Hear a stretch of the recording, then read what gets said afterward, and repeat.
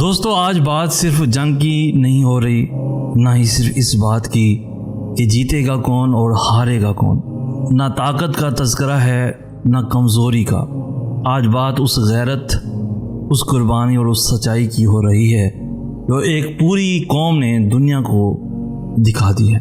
ایران، وہ ملک جس پر کئی دہائیوں سے سخت پابندیاں لگائی گئیں، جسے دوائی خریدنے کی اجازت تک نہ تھی، جس کے طلبہ کو یورپ کی یونیورسٹیز میں داخلہ نہیں ملتا تھا، جس کے $1 کے بدلے لاکھوں تومان بنتے ہیں، جس کی معیشت کمزور اور ہر طرف سے گھرا ہوا تھا، لیکن پھر بھی یہی ایران آج دنیا کے سب سے مضبوط ممالک کے سامنے سینہ تان کے کھڑا ہے۔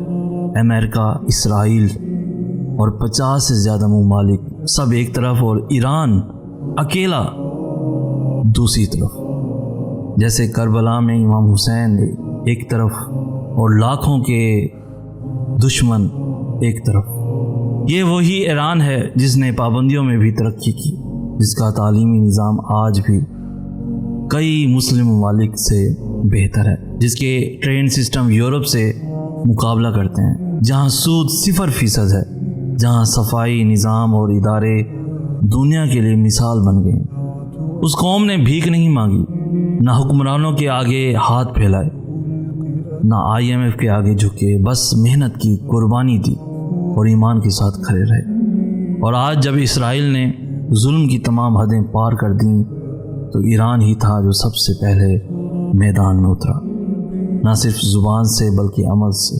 نعرہ صرف یہ نہیں کہ مرگ بر امریکہ، مرگ بر اسرائیل، بلکہ اب وہ نعرہ میزائلوں میں بدل چکا ہے اور دشمن کے دل تک جا پہنچا ہے۔ کئی لوگ کہتے ہیں کہ ایران تنہا رہ گیا، لیکن حقیقت یہ ہے کہ ایران اکیلا اس لیے ہے کیونکہ وہ وقت کے یزید کی بیعت نہیں کرتا۔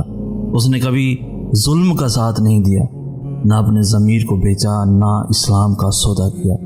جنہوں نے وقت کے فرعون کی گود میں بیٹھ کر سمجھا تھا کہ امن خرید لیں گے، آج وہی یا تو مر گئے یا گٹر سے نکلے یا سڑکوں پہ گھسیٹے گئے۔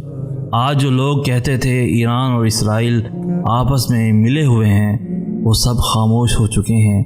جنہوں نے کہا تھا کہ ایران کے پاس صرف چند ڈرونز ہیں، آج وہ حیران ہیں کہ یہ جدید میزائل کہاں سے آ گئے۔